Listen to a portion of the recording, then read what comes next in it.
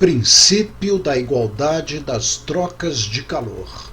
Quando dois ou mais corpos com temperaturas diferentes são colocados próximos um do outro, ou em contato, eles trocam calor entre si até atingir o equilíbrio térmico. Se o sistema não trocar energia com o ambiente, isto é, for termicamente isolado, teremos a quantidade de calor cedida por A é igual, em valor absoluto, à quantidade de calor recebida por B. Então ainda teremos que a quantidade de calor doada por A mais a quantidade de calor recebida por B vai ser igual a zero. Vamos entender melhor isso. Olha, você tem aqui dois corpos, estão com temperatura 1 maior do que o corpo com temperatura 2. Então o que acontece? Você já sabe que o calor passa do corpo de maior temperatura para o corpo de menor temperatura. Se o sistema for isolado, tá, não há perda de calor para o ambiente, o que vai acontecer? A quantidade de calor que o corpo 1 doa é a mesma quantidade de calor em módulo que o corpo 2 recebe. Em outras palavras, se o corpo 1 doa 20 calorias, para onde vai essas 20 calorias se não há perda para o ambiente? Vai para o corpo B. Se o corpo A está doando 20 calorias, então você vai ter que a quantidade de calor que o A doa vai ser negativa, ele está doando. Já o corpo B vai estar recebendo, então a quantidade de calor que ele recebe é positiva. Então, em módulo, a quantidade de calor que A doa é a mesma quantidade de calor que o B recebe. Se você somar, por exemplo, aquele caso aqui que eu dei exemplo, 20 calorias, você vai ter menos 20 mais 20 vai dar zero. Vai estar sempre assim, num sistema fechado, você vai ter um corpo doando e o outro corpo recebendo essa energia, de maneira que a soma dessas quantidades de calor vai ser zero. Mas se você tiver vários corpos, se tivermos N corpos, e o que vai acontecer? Você vai ter alguns corpos, os que têm temperatura maior, doando energia, e os de temperaturas menor, eles estarão recebendo energia. Então, nesse caso, você vai ter que a soma dessas energias será igual a zero. Muito bem. Quando colocamos água quente em um recipiente, a água perde calor e o recipiente ganha, até que a água e o recipiente fiquem com a mesma temperatura, isto é, até que atinjam um equilíbrio térmico. Bom, normalmente, quando a gente começa um problema, você pega lá, por exemplo, uma panela com água. Olha, se você parte do princípio que a água está a 20 graus Celsius, você vai partir do princípio também que a panela está a 20 graus Celsius. Tá? Esse é o início do problema, porque a água e a panela vão estar em equilíbrio térmico. Que uma vez que, por exemplo, você coloca a água lá numa panela, a água está a 40 graus Celsius e a panela está lá na temperatura de 10 graus Celsius. O que vai acontecer? A água vai doar calor para a panela vai esquentar e a água vai esfriar, até que ocorra o equilíbrio térmico. E aí você vai continuar a experiência, vai colocar um corpo dentro dessa panela, com água ali. Ou seja, você vai partir do princípio que a temperatura inicial da água ali, ela vai ser igual à da panela já, para começar o problema.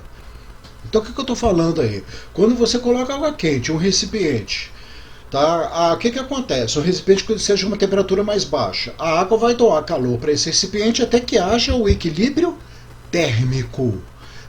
Então, a partir daí, você pode começar um problema. A não ser que o problema seja exatamente o equilíbrio térmico entre a água quente e a panela. Aí é um problema até mais simples. A quantidade de calor que a água vai doar é a mesma quantidade de calor que a panela vai receber. E aí vai haver aí o equilíbrio térmico, se não houver perda de calor para o ambiente. Se não houvesse troca de calor com o ambiente, a quantidade de calor cedida pela água deverá ser igual à quantidade de calor recebida pelo recipiente. Foi o que eu acabei de comentar. O sistema estando isolado, água e panela, a água vai doar calor para a panela, e a panela então vai atingir o equilíbrio térmico com a água aí. Não havendo perda para o ambiente, a quantidade de calor que a água doa é a mesma quantidade de calor que a panela recebe. Havendo troca de calor com o ambiente, a quantidade de calor cedida pela água é igual à soma das quantidades de calor absorvidas pelo recipiente e pelo ambiente. Tá? Como você colocou água quente na panela e a água está doando calor, né? A quantidade de calor da água então vai ser negativa, ela está doando calor. É aquela forma do quimacete, né? A água está perdendo calor, a variação de temperatura vai ser negativa. Então a quantidade de calor que a água perde então é negativa. Para onde vai esse calor? Para a panela, só que a panela também perde um pouco para o ambiente. Então a soma de calor que vai para a panela mais a perda para o ambiente, isso vai dar igual a zero. Você somando a quantidade de calor que a água perde, mais a quantidade de calor que a panela recebe, mais a quantidade de calor que o ambiente absorve, né? Isso será igual a zero. Os recipientes utilizados para estudar a troca de calor entre dois ou mais corpos são denominados calorímetros. Os calorímetros não permitem perda de calor para o meio externo, isto é, são recipientes termicamente isolados. Mas fique atento, pois eles podem absorver parte do calor. O que eu estou falando aí? Imagine que você coloque água quente dentro de uma garrafa térmica. A garrafa térmica pode ser considerada um calorímetro, porque ela não vai haver ali em curto espaço de tempo perda de calor para o ambiente. Tá? Só que a ampola da garrafa térmica ela pode estar numa temperatura mais baixa do que o café quente que você está colocando ali, ou da água quente. Tá? Então o que vai acontecer? Quando você entorna água quente dentro da garrafa térmica, parte desse calor ela vai absorver para ela, vai aquecer o bulbo ali da garrafa térmica. Então já parte do calor que o café ou a água vai perder, já perde para a própria garrafa térmica, que não vai perder para o ambiente. Né? Eu vou estar considerando aí uma garrafa térmica ideal. Esse recipiente, então, nós podemos chamar de calorímetro. O calorímetro ideal é isso, ele não perde calor para o ambiente. Aí. Formulário. Formulário aí nós já trabalhamos com essas equações em capítulos anteriores, tá? Então as fórmulas já são conhecidas. O que a gente tem de novo aí é que a soma das quantidades de calor de um sistema fechado será igual a zero. Haverá uma troca de calor entre os corpos envolvidos no sistema. Agora, como é que você calcula essas quantidades de calor cedida e absorvidas? A gente vai usar aquela fórmula do quimacete, né? Que nós aprendemos no capítulo lá atrás, mais especificamente no capítulo 5, e o QMOL, né? Massa vezes o calor latente, quando ocorre uma mudança de fase, que nós aprendemos lá no capítulo 6. Lembre-se que a capacidade térmica é massa vezes o calor específico. Então, algumas vezes, olha, você tem aqui, ó, né, nessa fórmula do quimacete, massa vezes o calor específico. Isso aqui pode ser substituído pela capacidade térmica. Você tem, então, que a quantidade de calor será igual à capacidade térmica vezes a variação de temperatura. Isso é muito utilizado no calorímetro, tá? Porque nesse caso que eu comentei aí que o calorímetro absorve parte do calor, normalmente é dada a capacidade térmica do calorímetro. Eu não dou a massa do calorímetro, tá? Porque eu teria que dar a massa do calorímetro e o calor específico dele. Em vez disso, normalmente é dada a capacidade térmica do calorímetro. Então, como o calorímetro vai absorver parte do calor, você vai ter que considerar ele aqui também nessa soma para dar zero aqui. Vamos ver como isso funciona. Colocam-se 800 gramas de ferro a 90 graus Celsius em um recipiente contendo 600 gramas de água a 18 graus Celsius. Então olha só, é como se você tivesse aí um calorímetro, né, uma panela com água, e você vai colocar uma peça de ferro de 800 gramas dentro dessa água. Então olha, colocam-se 800 gramas de ferro, vamos pegando esses dados, né, a solução. Massa do ferro, 800 gramas, que está inicialmente a 90 graus Celsius. Então, temperatura inicial do ferro, 90 graus Celsius. Estou chamando temperatura de θ, hein?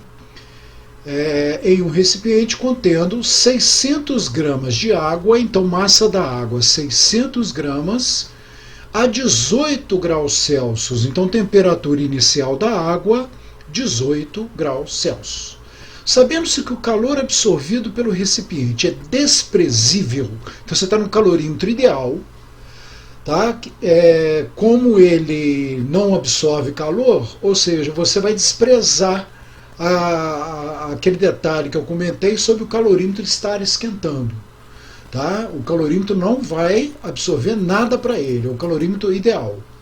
Calcular a temperatura do equilíbrio térmico. Então eu quero saber qual será a temperatura final dessa mistura.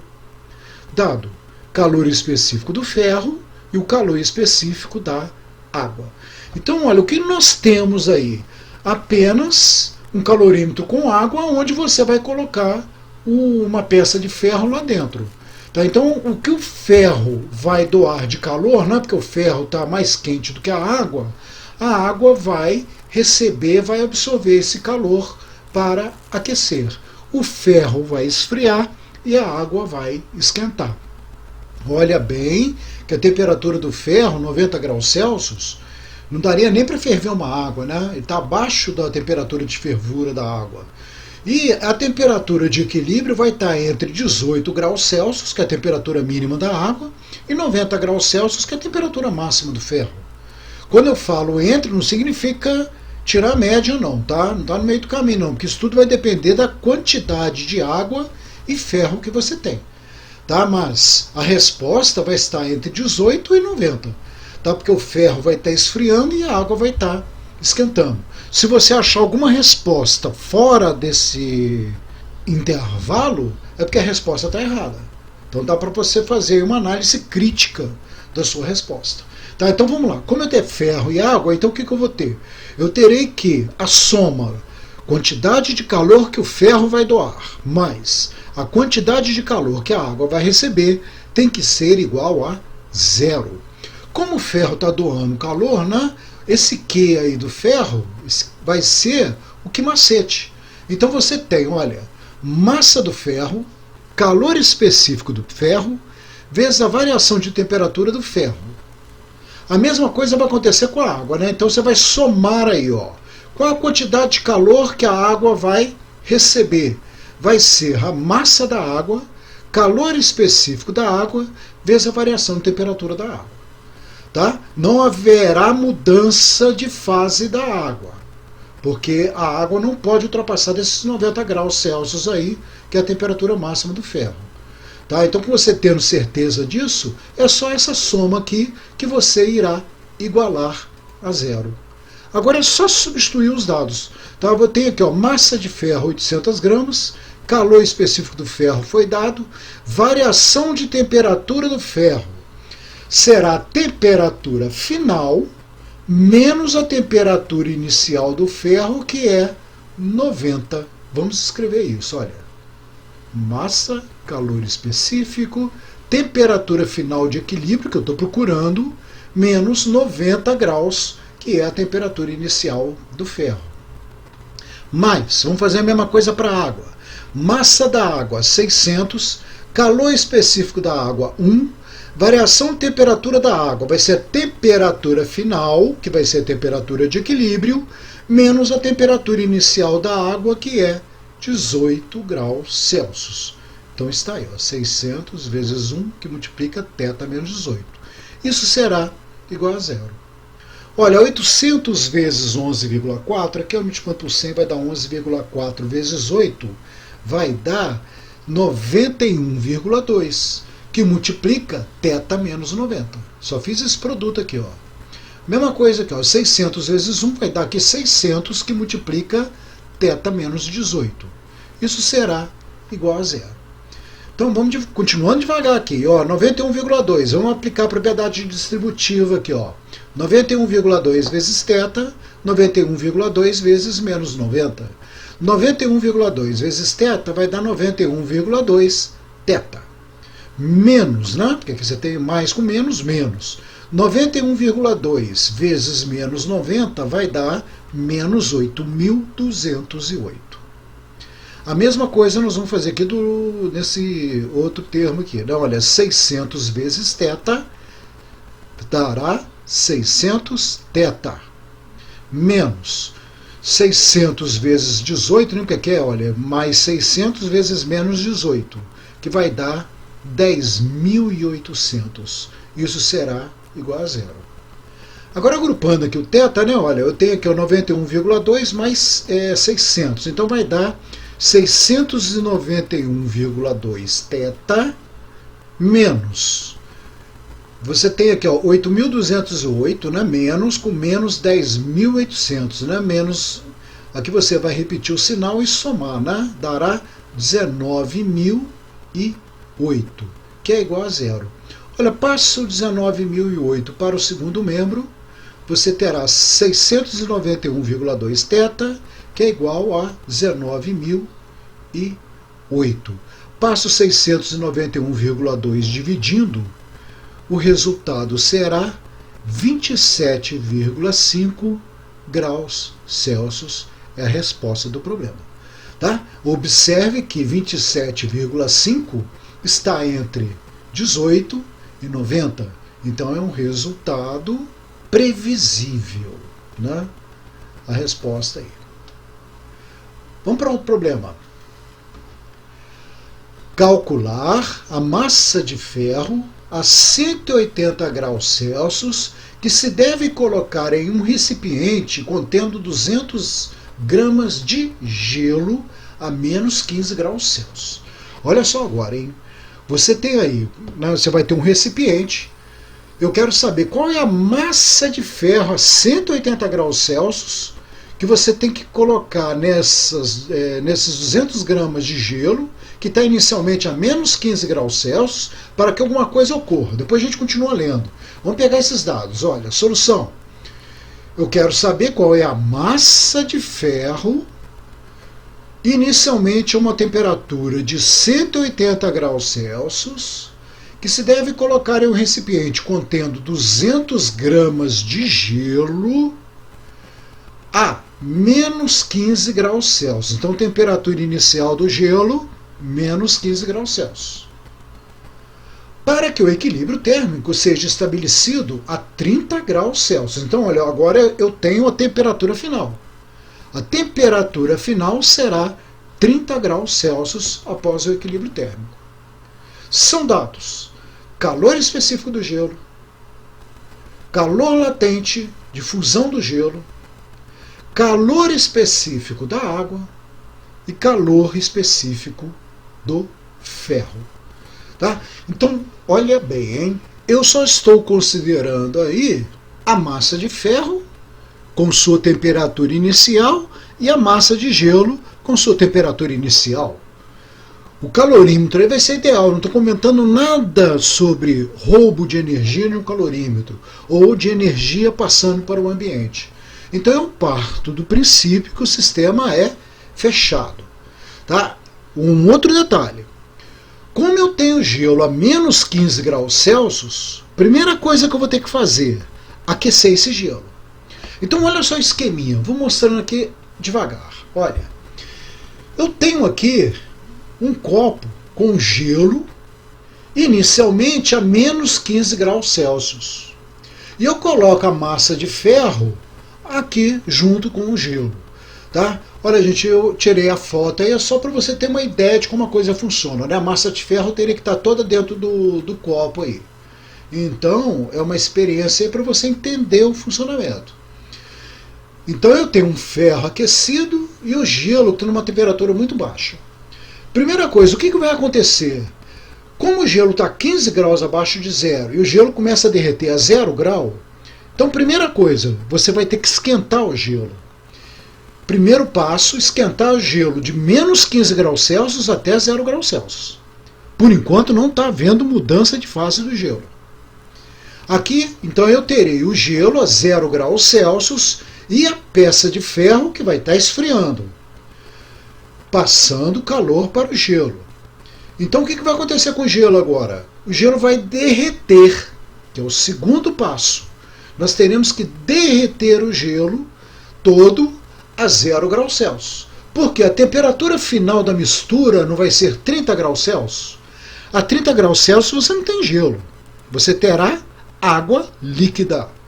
Então todo esse gelo ele irá derreter. Então aqui estamos derretendo o gelo. Tá? Nós vamos usar o Kmol, né? É a fórmula do Kmol. Terceiro passo. Esse gelo virou água. Tá? Olha, o gelo aqui está virando água. Tá vendo? Nesse ponto aqui, deixa eu aumentar aqui para você ver.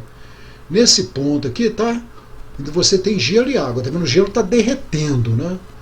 Então, você usa aí o massa vezes o calor latente de fusão do gelo para derreter o gelo aí.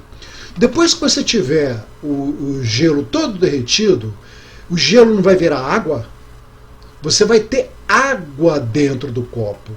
Qual vai ser o processo agora? Você tem a água a 0 graus Celsius, você vai ter que aquecer essa água até 30 graus Celsius, que será a temperatura final de equilíbrio. Então aqui você vai estar aquecendo a água. E nós não podemos esquecer do ferro, né? O que acontece? O ferro inicialmente não estava a 180 graus, a temperatura final de equilíbrio não é 30, o ferro vai estar perdendo calor. Lembre-se que o ferro estará doando calor até o equilíbrio térmico. Então nós teremos aí esses 4 trechos. 3 trechos da água, ou do gelo, né? Você vai esquentar o gelo, derreter o gelo, depois esquentar a água. E o ferro que vai estar esfriando o tempo todo. O ferro não vai mudar de fase, né? Então vamos lá, olha, como são 4, então eu terei que Q1 mais Q2 mais Q3 mais Q4 vai ser igual a 0. Quem é Q1? Q1 eu vou ter que esquentar o gelo. Para esquentar o gelo, eu vou usar o Q-macete, né? Vai ser massa do gelo, calor específico do gelo, vezes a variação de temperatura do gelo. Q2. Depois que você esquentou o gelo então vai ter que ser derretido, ele vai ter que mudar de fase. Para mudar a fase do gelo, você irá derreter o gelo, aí você vai usar massa vezes calor latente, né? Então nós vamos somar aqui massa vezes o calor latente de fusão do gelo. Q3, esse gelo virou água. Agora você vai ter que esquentar a água. Para esquentar a água você usa o Q-macete, né? Então você vai ter, olha, mais massa da água, calor específico da água, variação de temperatura da água. E você não pode esquecer do ferro que vai estar esfriando. Como o ferro vai estar esfriando, ele que vai estar doando calor, você terá a massa do ferro, vezes o calor específico do ferro, vezes a variação de temperatura do ferro. Isso tudo, essa soma dará 0. O sistema está fechado. O que falta agora é substituir, né? Então vamos lá. O gelo vai receber calor. Qual a massa de gelo que eu tinha? 200 gramas. Calor específico do gelo, 0,5. Variação de temperatura do gelo. O gelo vai variar de menos 15. Qual vai ser a temperatura final do gelo? A 30 graus Celsius, o gelo já virou água. Na verdade, para você derreter o gelo, você vai ter que chegar na primeira temperatura de 0 graus Celsius. Então você não pode usar esse 30 aqui não. A temperatura final do gelo será 0. Você vai aumentar a temperatura do gelo de menos 15 até 0. Então vamos substituir isso, olha. Mostrando aí, tá? Primeiramente, cada elemento aí, né? O que significa. E vamos substituir. Massa do gelo, 200 gramas. Calor específico do gelo, 0,5. Variação de temperatura do gelo. O gelo atingirá 0 graus Celsius para ele começar a derreter, menos a temperatura inicial do gelo era menos 15. Então você vai ter aqui, né, 0 mais 15. Cuidado aí depois.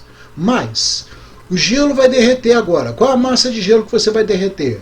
200 gramas. Qual é o calor latente de fusão do gelo? 80. Então nós vamos ter aí, ó, 200 vezes 80. Olha, observe, está tudo aqui, olha, graus Celsius, está vendo? Grama, então não tem que transformar nada. Só que se eu tivesse quilo, por exemplo, talvez eu tivesse que transformar. Bom, agora vamos para a água. O gelo não virou água? Massa de água. Olha, se todo o gelo virou água, a massa de água agora é 200 gramas. Então nós vamos substituir aqui, ó, no macete. Você terá massa de água, 200 gramas, calor específico da água, 1. Cuidado agora. Qual a temperatura final da água? 30. Que é a temperatura de equilíbrio. Menos, qual é a temperatura inicial da água? Olha, a água, ela partiu do zero, né? Ela não vai partir do menos 15 do gelo inicial, porque no início era gelo, agora nós estamos falando de água. Tá? Então você vai ter assim, ó, temperatura final de equilíbrio 30, menos a água saiu de 0 grau. Vamos continuar. Agora eu tenho que esfriar o ferro. Então o que eu tenho aqui, ó, massa de ferro, eu estou procurando, calor específico do ferro eu tenho, variação de temperatura do ferro, temperatura final do ferro 30 graus Celsius e a temperatura inicial do ferro que era de 180 graus Celsius. Então, ó, massa do ferro que eu procuro, calor específico do ferro, 30 menos a temperatura inicial do ferro que era 180 graus. Note que isso aqui vai dar negativo, né? Porque o ferro está doando calor. Bom, toda essa soma aqui dará 0, porque o sistema está fechado. Vou fazer a conta então. Olha, 200 vezes meio, 100. 100 que multiplica 15, né? 100 que multiplica 15, 1.500.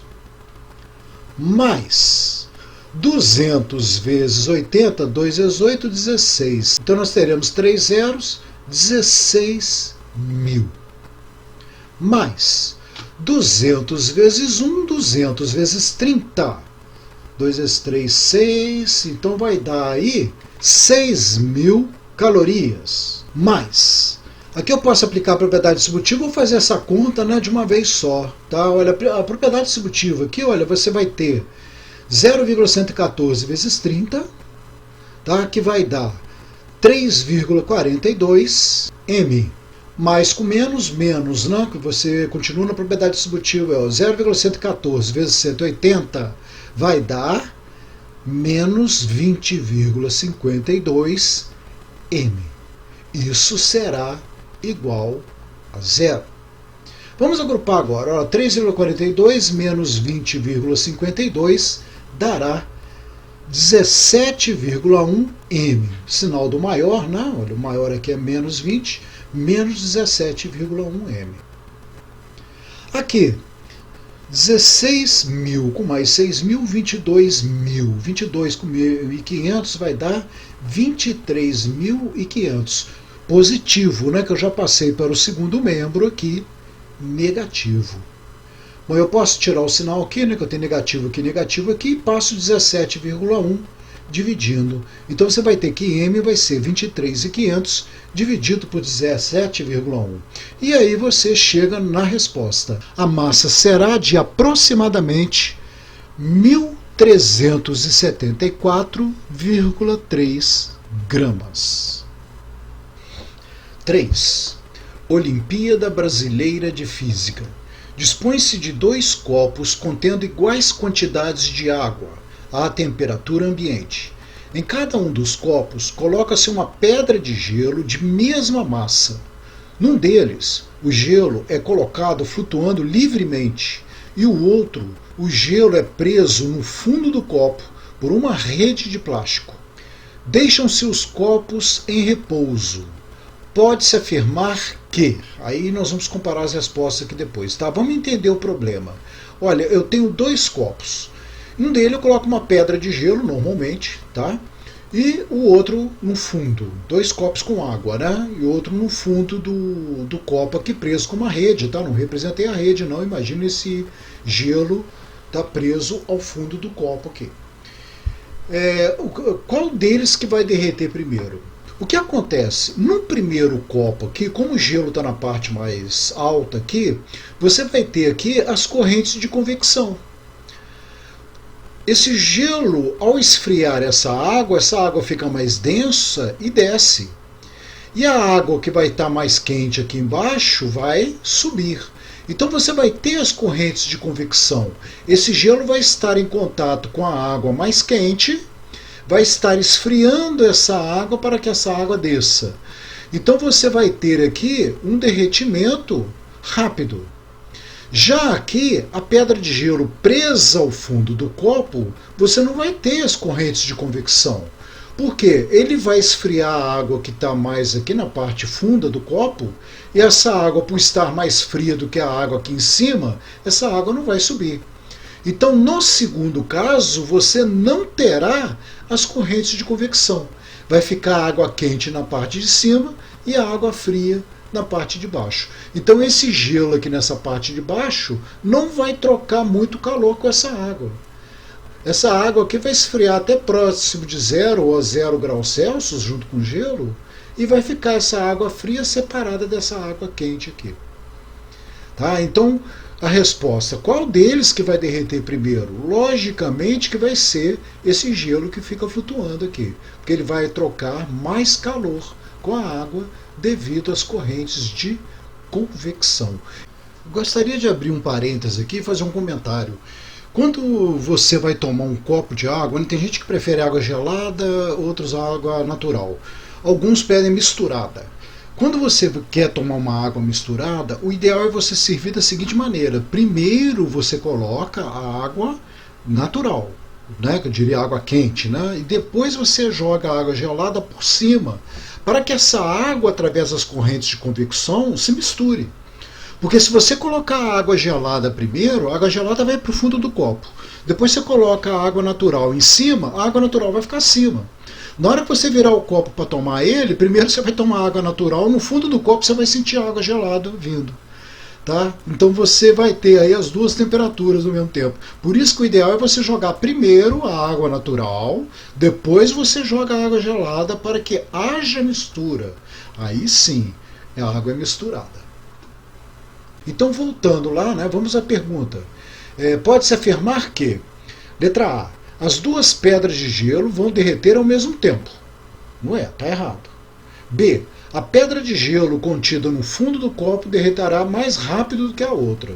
Está errado, porque a que está flutuando derrete primeiro. Nos dois casos, as pedras de gelo pararão de derreter quando a temperatura da mistura atingir 4 graus Celsius. Não tem nada a ver, né? Se a temperatura atingisse 0 graus Celsius, aí sim poderia parar de haver troca de calor com o gelo e eles parariam de derreter. Letra D. A pedra de gelo que flutua derreterá mais rápido que a pedra contida no fundo do copo. Essa é a resposta correta. E a letra E. Certamente a temperatura final dos dois corpos será de 0 graus Celsius. Você não pode afirmar isso. Você não tem a quantidade de gelo ali no copo, né? Então a resposta correta é a letra D de dado. Quarto exercício. Um calorímetro de capacidade térmica 6 calorias por grau Celsius. Então, olha bem, o calorímetro agora tem uma capacidade térmica, ele provavelmente vai absorver calor. Contém 80 gramas de água a 20 graus Celsius. Então, isso aí já é um segundo elemento, a água que tem 80 gramas. Vamos pegar os dados aqui. Ó. Solução. Um calorímetro de capacidade térmica 6 calorias por grau Celsius. Tá? Ele contém uma massa de 80 gramas de água a uma temperatura inicial de 20 graus Celsius. Ao se colocar um bloco metálico de capacidade térmica 60 calorias por grau Celsius, então um bloco metálico, a capacidade térmica do bloco, ser grande, né? Não ser pequeno não, 60 calorias por grau Celsius. A 100 graus Celsius, temperatura inicial do bloco 100 graus Celsius, no interior desse calorímetro, verificou-se que a temperatura final de equilíbrio térmico é 50 graus Celsius. Então a temperatura de equilíbrio vai ser 50. Eu já dei ela, que naquele problema número 2, né? Você teve que calcular a temperatura. Dado o calor específico da água a 1 caloria grama grau Celsius, eu quero saber a quantidade de calor perdida para o ambiente. Então eu quero saber a quantidade de calor dissipada. O que é isso aí? Como a temperatura de equilíbrio foi 50 graus Celsius, tá, houve uma perda para o ambiente. Se não tivesse ocorrido esta perda para o ambiente, ela seria maior ainda. Isso porque, como eu estou pedindo a quantidade de calor perdida, é porque houve uma perda para o ambiente. O calorímetro aí não é ideal. Houve uma perda para o ambiente. E a temperatura final com essa perda foi de 50 graus Celsius. Ou seja, se não houvesse essa perda para o ambiente, essa temperatura final aqui seria maior do que 50 graus Celsius. Tá? Então, como eu estou afirmando que houve essa perda, eu quero saber quanto que vale, qual foi essa perda aí. Tá? Então vamos lá, eu tenho primeiramente um calorímetro, tá? Eu vou chamar aqui de Q1, que é o calorímetro. Depois eu tenho esse calorímetro, ele está com a água, então eu vou somar aí Q2, a água também vai absorver calor, o calorímetro vai absorver calor, a água vai absorver calor, e aí eu vou colocar dentro dessa água um bloco metálico que eu vou chamar de Q3. Esse bloco metálico ele vai estar aí com uma temperatura maior e vai doar calor para o sistema. Só que nós teremos também uma perda para o ambiente. Como haverá uma perda para o ambiente, nós vamos somar aí o Q4, então, que é o calor dissipado para o ambiente. Eu tenho que considerar ele. Eu estou querendo calcular exatamente esse calor dissipado para o ambiente. Bom, essa soma aqui tem que fechar, tem que ser igual a zero.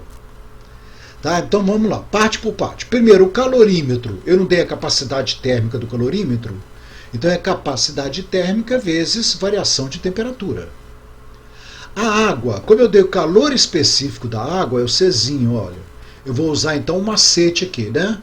MC delta θ, que é a temperatura.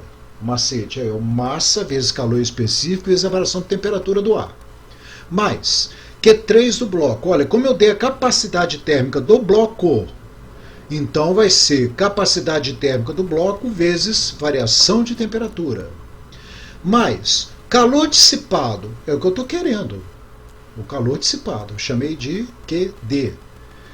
Essa soma dará zero. Agora, nós vamos substituir, né? No caso aí do calorímetro. Capacidade térmica do calorímetro, 6. Variação de temperatura. A temperatura final vai ser 50. E a temperatura inicial era a temperatura do calorímetro com a água, 20 graus Celsius. Então você vai ter aí, ó, capacidade térmica 6, variação de temperatura 50 menos 20, né?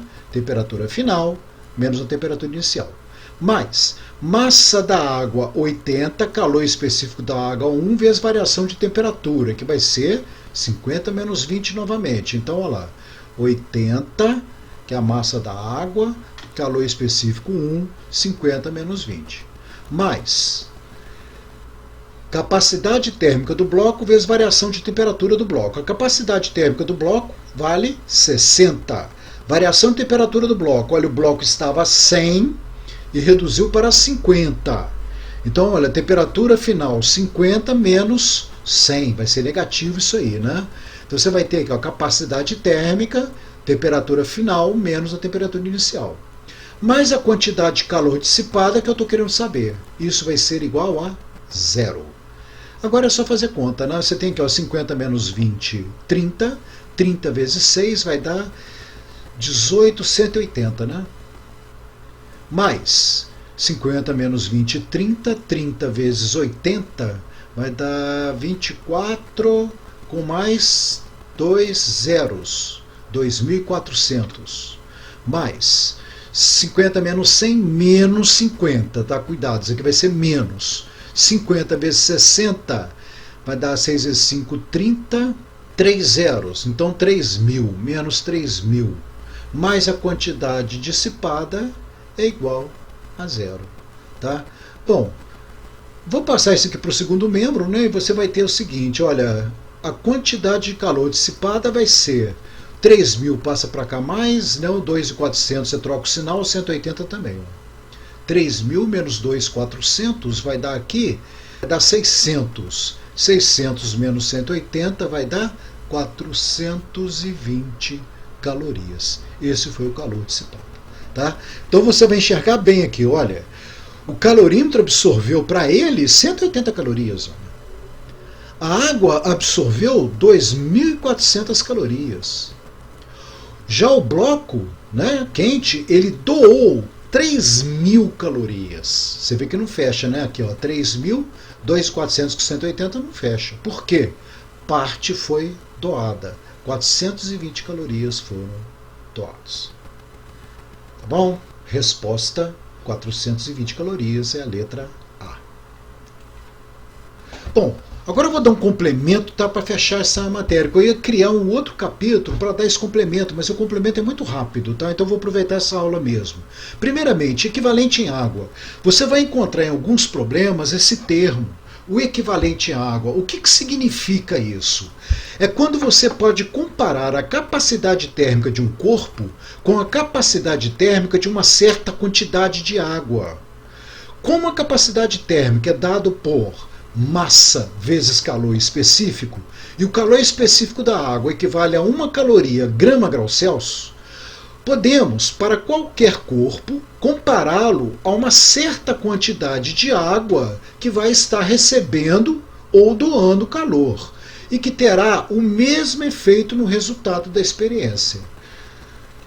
Por exemplo, em um problema, em vez de falar que um bloco metálico tem uma capacidade térmica de 60 calorias por grau Celsius, estou dando um exemplo qualquer aqui, tá? Eu posso dizer que ele tem um equivalente a 60 gramas de água, pois a capacidade térmica será a mesma. Tá? Então, em vez de eu falar com você que esse bloco metálico tem essa capacidade térmica, eu posso falar que esse bloco metálico é equivalente a 60 gramas de água. É a mesma coisa. Porque se você usar a equação, olha lá, capacidade térmica de massa vezes calor específico, o calor específico da água é 1 caloria grama-grau Celsius. Tá? Então, a massa para dar esse 60 aqui vai ser 60 gramas. Então, quando eu falo o equivalente em água, é como se eu estivesse dando para você uma capacidade térmica desse corpo aí, no caso. Tá? Então, sempre que você vê ali, equivalente em água, estou dando para você a capacidade térmica daquele corpo, que equivale à mesma quantidade de massa de água, né? Em gramas de água ali. Ok? Calor de combustão, isso vai lembrar um pouco o calor latente que nós já estudamos na mudança de fase. O que é o calor de combustão? Suponha que m gramas de um corpo ou gás sofra combustão e que, em consequência, haja produção de uma certa quantidade de calor que. Imagine, por exemplo, uma vela queimando. Ela vai consumir a parafina. A parafina, então, nessa combustão, ela vai gerar uma quantidade de energia. Por definição, chama-se calor de combustão a razão, quantidade de calor pela massa. Tá vendo? Vai lembrar aquele calor latente lá, tá? Na mudança de fase. Só que aqui nós vamos colocar combustão. Ou seja, isso aqui não vai ficar parecendo com aquela equação, né, da mudança de fase lá, olha. O que significa isso aqui? Calor latente de combustão ele vai ser dado assim, em caloria por grama. Ele poderia ser dado em joule por grama, aí você teria que transformar em caloria. Tá? Então, muito atento às unidades que você tem aí. Potência calorífica. Potência calorífica. Na aula 5 do tópico Trabalho e Energia, estudamos potência e rendimento. Isso é matéria lá do primeiro ensino médio, né? Normalmente conteúdo no primeiro médio, do ensino médio. Eu falo normalmente pelo seguinte, tá? Existem estados que às vezes no primeiro ensino médio eles dão a parte de termologia, que é essa parte que a gente está estudando. Depois inverte, né? No segundo ano vai dar a parte de cinemática. Eu não vejo assim muita lógica nisso não. Eu acho que na sequência, para mim a cinemática e a dinâmica, né, teria que ser dada primeiro, né, a parte da mecânica. Então, olha, isso é dado lá, tá? Eu até coloquei aqui que está na aula 5 do tópico trabalho e energia, né? Trabalho, potência e rendimento. Se você não sabe essa matéria, seria até interessante voltar lá e dar uma olhada. Vamos então fazer um paralelo do que foi aprendido lá e como utilizar nesse conteúdo. Então vamos uma revisão aqui. Olha, por definição, potência é a razão entre trabalho e tempo. Trabalho por tempo. E trabalho é a mesma coisa que energia, né? Lá, trabalho, joule, tempo, segundo, que a gente chama de watt. Então, normalmente, te dá potência em watts. Só que o joule, você pode transformar ele para caloria, né? Lembre-se que trabalho é energia e que podemos transformar em caloria, pois uma caloria vale 4,186 joules. Isso aqui foi dado na nossa aula 5 aí de termologia, né? Aquela experiência de Joule. Muito bem. Então você pode escrever que a potência é a razão de como trabalha a energia vai ser a quantidade de calor produzida aqui, ó, no intervalo de tempo. Então a potência calorífica será a razão entre a quantidade de calor gerado na unidade de tempo. Tá? Você tem que estar atento, porque muitas vezes essa potência é dada em watt. E aí então, como nós estamos trabalhando aqui em termologia, essa quantidade de calor, o interessante é que ela venha em caloria. Aí você tem que transformar. Muitas vezes, né, eles adotam uma caloria como 4 joules, isso facilita os cálculos. Então, ó, muito cuidado, porque normalmente a potência é dada em watt, que é joule por segundo. Para se trabalhar com caloria, você terá que transformar joule para caloria. Vamos ao exemplo, vamos ver como isso funciona, tá? Número 5, primeiro, eu estou usando o calor de combustão. Calcular a quantidade de calor liberada pela combustão de 10 gramas de carvão, sabendo-se que o calor de combustão desse material vale 7 quilocalorias por grama. Então vamos pegar esses dados. Olha, solução. Eu quero saber a quantidade de calor liberado, já vem aí a pergunta, pela combustão de uma massa de 10 gramas de carvão, sabendo-se que o calor de combustão do carvão é 7.000 calorias por grama, né? 7 quilocalorias por grama. Vamos à fórmula. Quantidade de calor é massa vezes o calor latente de combustão, né? Lembra lá o QMOL, tá? Só que aqui é calor latente de combustão. Então vamos substituir a massa, que é 10 gramas, e o calor latente, que é 7 quilocalorias por grama. Olha, posso deixar assim mesmo, por quê? Grama com grama que simplifica, a resposta vai ficar em quilocaloria. 7 vezes 10 vai dar 70 quilocalorias.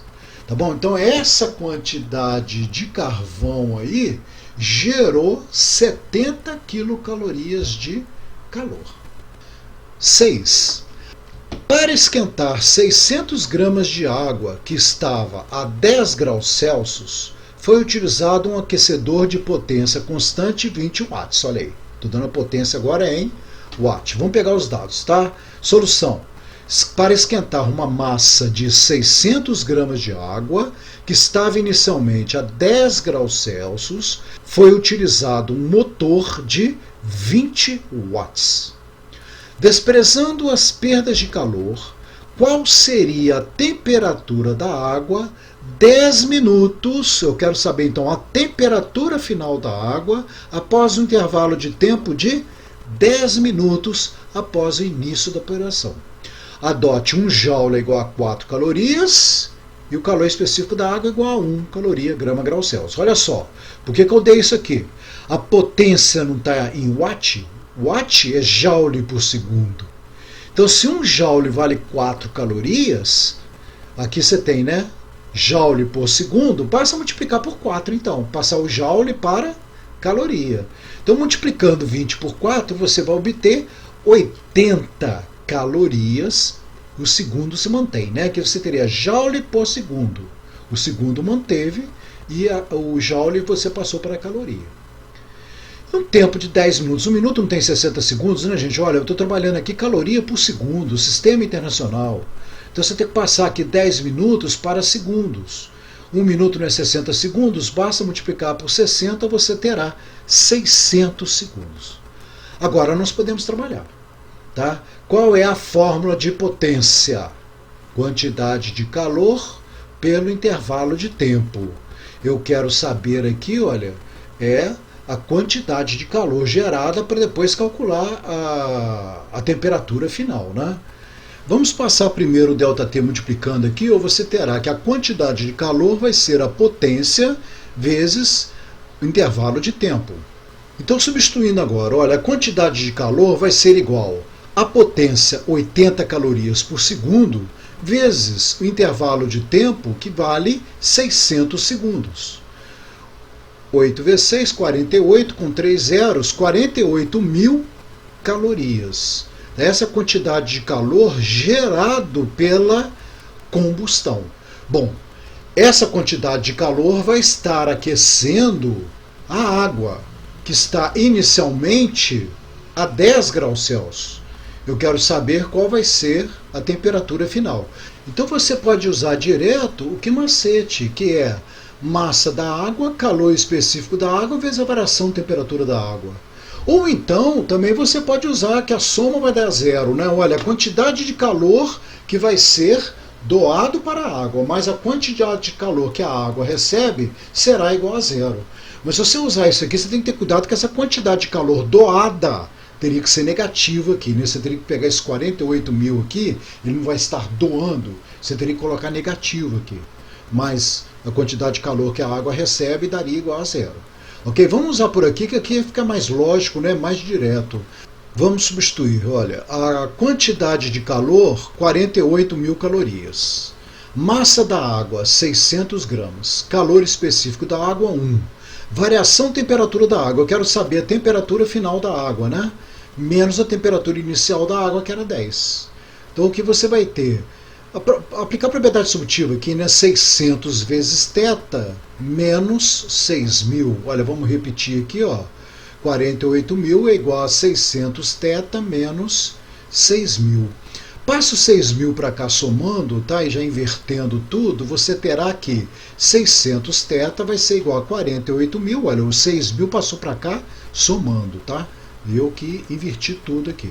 48.000 mais 6.000 vai dar 54.000. Passando já os 600 dividindo também, você vai ter 54.000 dividido por 600. Simplifica ali, 2 zeros. 540 dividido por 6 vai dar o resultado que é 90 graus Celsius. Essa é a temperatura final. Operação. Bom, eu só não fiz exercício aqui do equivalente em água, tá? Na lista de exercício tem exercício, na lista de exercício anexa à aula, eu coloquei lá uma questão de equivalente em água, tá? Para você ver como funciona. É só você usar como se realmente fosse uma certa quantidade de água com calor específico igual a 1, ou seja, é a capacidade térmica da água. Ok? Olha, a próxima aula agora eu já vou estar entrando em estudo dos gases. Até lá.